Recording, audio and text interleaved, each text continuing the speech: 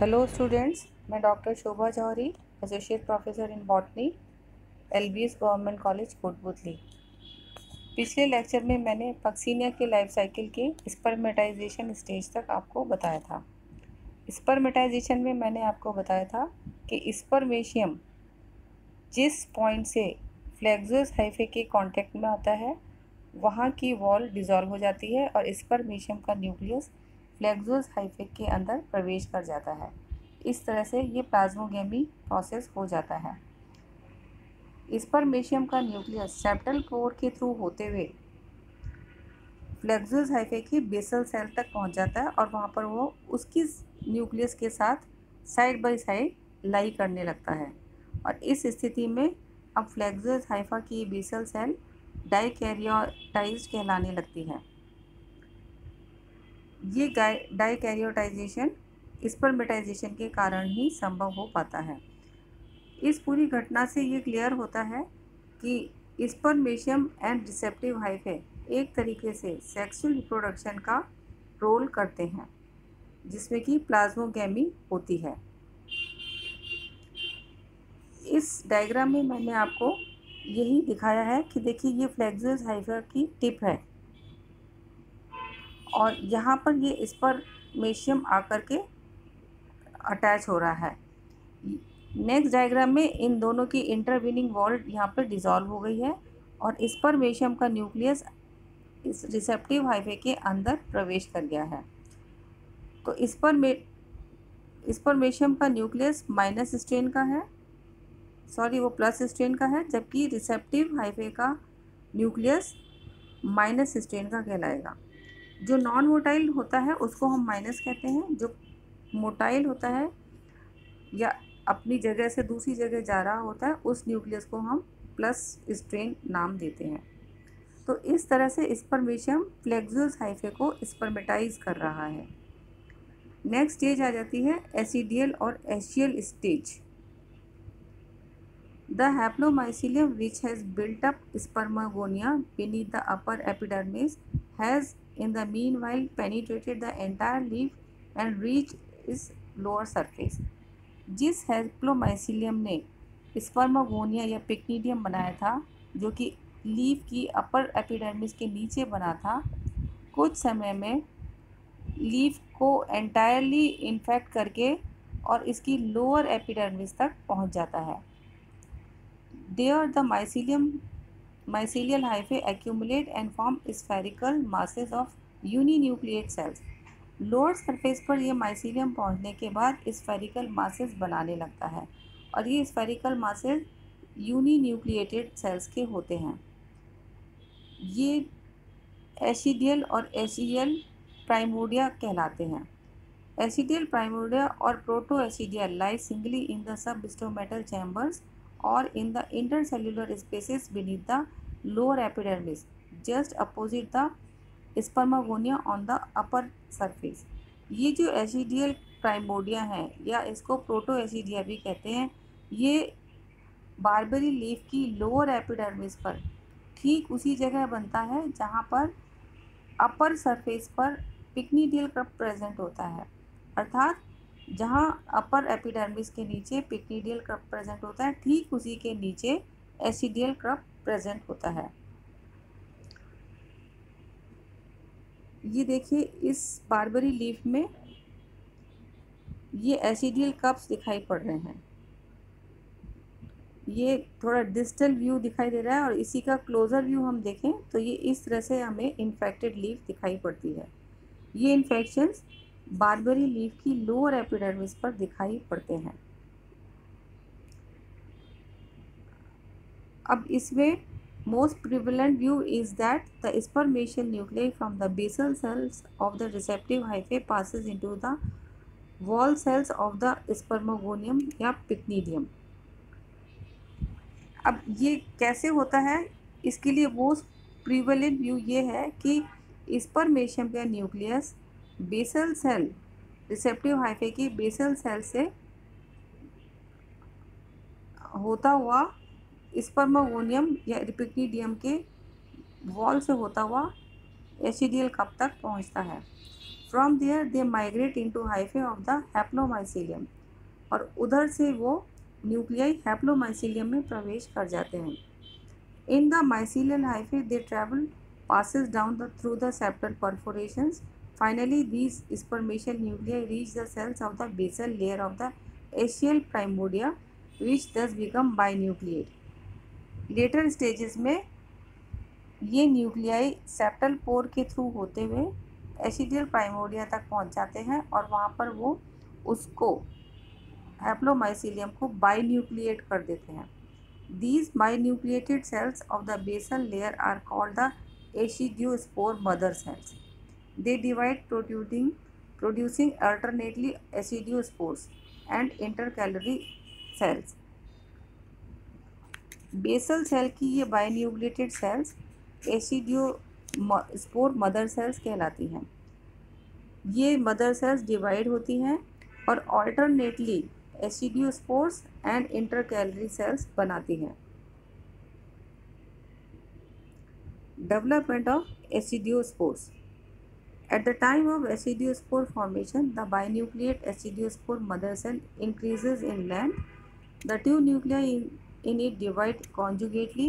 The smaller daughter cell is then cut off at its terminal end. Aecidiospore formation के समय जो एसिडियोस्पोर mother cell होती है वो पहले लेंथ में इंक्रीज होती है, ये बाइन्यूक्लिएटेड होती है और इसकी दोनों सेल्स कॉन्जुगेटली डिवाइड करती हैं, अर्थात एक साइड डिवाइड करती हैं और इनमें से स्मॉलर डॉटर सेल एक इसकी टर्मिनल एंड से कट ऑफ हो जाती है।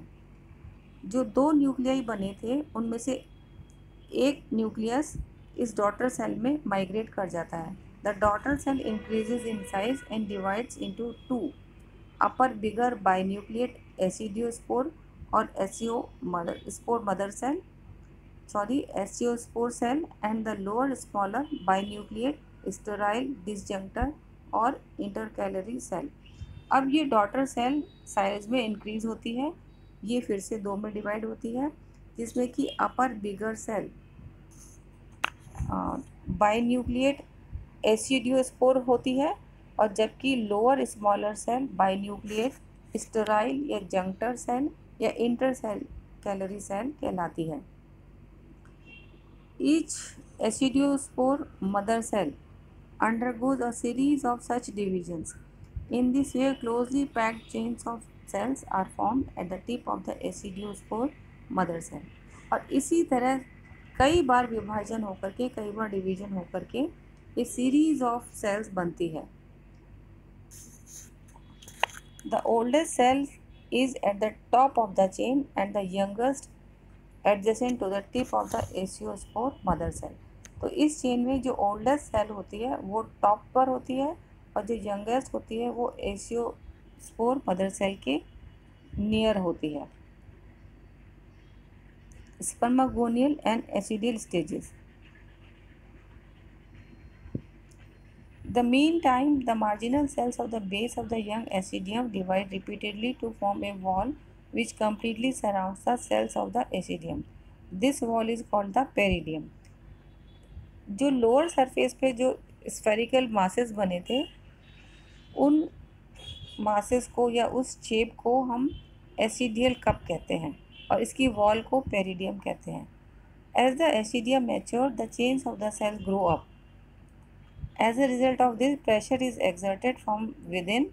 At first, the overlying lower epidermis ruptures and then the acidium splits open to form a cup-like structure. इन एसिडिया जैसे जैसे मैच्योर हो जाते हैं तो इन ये लोअर एपिडर्मिस पर एक प्रेशर एक्सर्ट करने लगते हैं और एक समय आता है जब ये एपिडर्मिस रप्चर हो जाती है और एक कप लाइक स्ट्रक्चर एक्सपोज हो जाता है।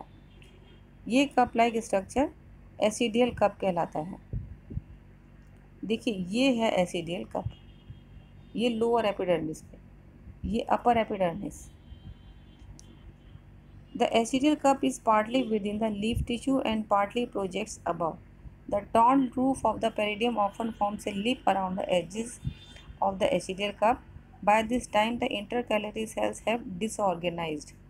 अब देखिए आपको जैसे बताया था कि इस कप में, इस एसिडियल कप में यहाँ पर ये एसिडियल मदर सेल्स के through a series chain of series cells बनती है जो कि एशियोस्पोर्स कहलाती है। देखिए तो ये आपको बताया है एशियोस्पोर्स का डेवलपमेंट, ये सीरीज में हो रहा है, एक के बाद एक चेन्स में, और हर एक सेल में 2 न्यूक्लियाई आपको दिखाई पड़ रहे हैं, और 2 स्पोर के बीच में ये एक स्टेराइल ब्लैक सी इंटरकैलरी सेल है जो कि स्टेराइल होती है, और ये डिसऑर्गेनाइज होकर एक म्यूसिलेजिनस सा सब्सटेंस बना लेती है जो लेटर ऑन ड्राई अप हो जाता है, और इस तरह से ये स्पोर्स जो हैं वो अलग अलग हो जाते हैं और हवा से बिखर जाते हैं।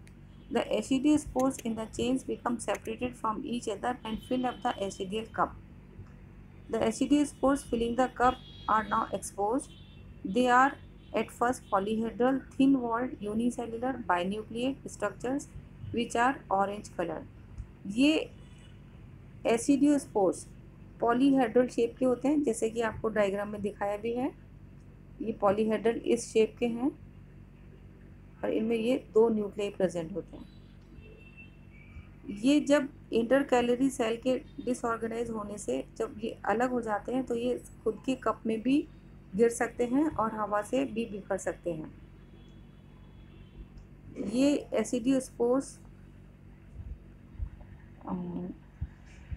हेक्सागोनल से शेप के होते हैं और पॉलीहेड्रल शेप के होते हैं, थिन वॉल्ड होते हैं और बाइन्यूक्लिएटेड स्ट्रक्चर होते हैं, जनरली ऑरेंज कलर के होते हैं।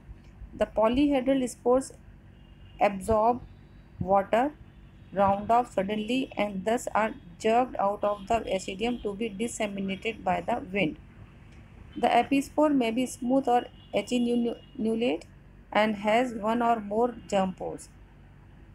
इन स्पोर्स की जो वॉल है उसको एपिस्पोर कहते हैं, जो कि स्मूथ हो सकती है या एचिन्यूलेट हो सकती है, और इस स्पोर वॉल पर एक या एक से अधिक जर्म पोर हो सकते हैं। The acidiospores are unable to germinate on the host barberry on which they are produced। ये एसिडियोस्पोर्स जो हैं वो खुद की बारबेरी लीफ जहाँ पर ये प्रोड्यूस होते हैं उसको इन्फेक्ट नहीं कर सकते हैं।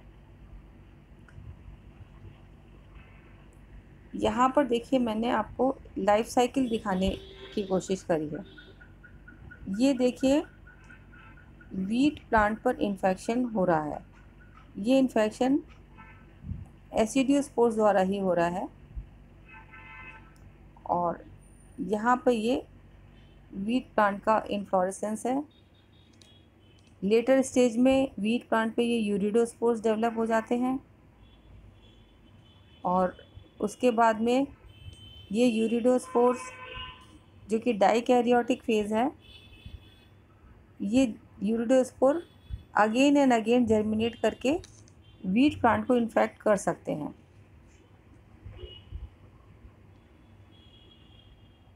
इस यूरिडोस्पोर्स या यूरिडोसोरस में ही लेटर स्टेजेस में टेलिटोस्पोर्स बनने लगते हैं, जैसा कि आपको मैंने पहले लेक्चर्स में बताया था।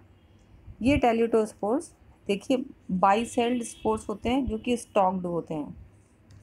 यहाँ तक ये डाइकैरियो फेज़ होता है। अब इस टेलिटोस्पोर्स में इसमें जो 2 न्यूक्लियाई होते हैं वो फ्यूज़ हो जाते हैं, तो ये डिप्लोफेज स्टार्ट हो जाता है, और इन टेलिटोस्पोर्स के जर्मिनेशन से ये एपीबेसिडियम बना, और एपीबेसिडियम से हर एक सेल से स्टिग्मा बनता है, और स्टिग्मा के सिरे पर बेसिडियोस्पोर्स बनते हैं। ये बेसिडियोस्पोर्स क्योंकि मियोसिस डिवीजन होने के बाद बने हैं इसलिए ये हैप्लॉइड होते हैं। ये बेसिडियोस्पोर्स हवा में बिखर जाते हैं और ये नेक्स्ट बारबेरी प्लांट को इन्फेक्ट करते हैं। और अब देखिए ये आ जाते हैं बेसिडियोस्पोर ये बारबेरी प्लांट पे, ये लीफ पे, और इस बारबेरी प्लांट पे अपर एपिडर्मिस पर मैंने आपको अभी बताया था कि पिक्निडियम बनता है, और लोअर एपिडर्मिस पर एसिडियम बनता है, और एसिडियम में एसिडियोस्पोर्स बनते हैं जो कि अगेन वीट प्लांट को इन्फेक्ट कर सकते हैं। Germination of aecidiospores. The binucleate acidospores are carried by air currents to the primary host wheat on which they germinate under suitable conditions. आपको बताया है कि एसिडियोस्पोर खुद बारबेरी प्लांट को इन्फेक्ट नहीं कर सकते हैं, बल्कि व्हीट प्लांट को ही इन्फेक्ट कर सकते हैं। इन्फेक्ट करने के लिए सूटेबल कंडीशंस होनी चाहिए। At the time of germination the aecidiospore puts on a germ tube or primary hypha which emerges through the germ pore. The germ tube crawls over the surface of the wheat leaf and finds its way into the host, generally through stoma. On reaching the stoma, the tip of the germ tube cells up to form an aphrysorium and a vesicle in the substomatal cavity. From the vesicle arise hyphae which grow intercellularly. ये वाली बात आपको मैं पहले बता चुकी हूँ कि ये कैसे जर्मिनेट होते हैं स्पोर और किस तरह से ये लीफ को इन्फेक्ट करते हैं। They branch and form an extensive dikaryotic mycelium. It is chiefly intercellular. Only Haustoria enter the host cells. The mycelium soon begins to form masses of uridospores and repeats the life cycle. इस तरह से ये wheat के ऊपर Puccinia की life cycle complete होती है और फिर again repetition of life cycle आरंभ हो जाता है। अब हम इसको समराइज फॉर्म में देख लेते हैं कि पक्सीनिया के लाइफ साइकिल में किस किस पैटर्न के स्पोर्स बनते हैं। It is evident from the account given in the preceding pages that 5 different types of spores are produced in a single cycle of Puccinia. ये 5 प्रकार के स्पोर्स कौन कौन से हैं? देखिए, ये हैं spermatia, these are uninucleate in Spermagonia on Barberry. Acidiospores, binucleate in Acidia on Barberry. Uridospores, binucleate on the dikaryotic mycelium on wheat. Then Telutospores, binucleate on the dikaryotic mycelium on wheat. और 5वें प्रकार के spores हैं basidiospore, जो कि uninucleate होते हैं और एपीबेसिडिया पर जर्मिनेट होते हैं। आपको ये ज़रूर में ध्यान में रखना चाहिए कि पक्सीनिया में कितने प्रकार के स्पोर्स बन रहे हैं और प्रत्येक स्पोर यूनिन्यूक्लिएट है या बाइन्यूक्लिएट है, ये ज़रूर ध्यान में रखना चाहिए। द रस्ट दस have a polymorphic life cycle because of the presence of different types of spores in the life cycle. These spores forms are produced in regular sequence. The sequence is controlled by inherent internal factors. तो ये किस sequence से बनेंगे? ये इसके inherent factor से control होते हैं और पक्सीनिया में ये 5 प्रकार के स्पोर बनने के कारण ही ये एक मैक्रोसाइक्लिक फंगस कहलाती है। देख लेते हैं हम इसको। मैक्रोसाइक्लिक क्या होता है? Those rust which typically produce 5 types of spores: teleospores, basidiospores, spermatia, achiospores and uridospores are called macrocyclic or long cycled rusts. If all the spores are formed on a single host, it is autoecious macrocyclic. ये 5 प्रकार के spores अगर एक ही single host पर produce होते हैं तो उस प्रकार की फंगस ऑटोइशियस मैक्रोसाइक्लिक रस्ट कहलाती है। और इस प्रकार का एग्जाम्पल है सनफ्लावर में होने वाली रस्ट और पी रस्ट और rose rust. And if these 5 spores are formed on 2 alternate hosts, it is heteroecious macrocyclic rust. अगर ये 5 प्रकार के स्पोर्स 2 ऑल्टरनेट होस्ट पर बनते हैं तब ये इस प्रकार की life cycle heteroecious macrocyclic life cycle कहलाती है रस्ट की। और इस प्रकार का एग्जाम्पल देखने को मिलता है black stem rust of wheat and pearl millet rust में। इसके बाद में आता है डेमी साइक्लिक लाइफ साइकिल।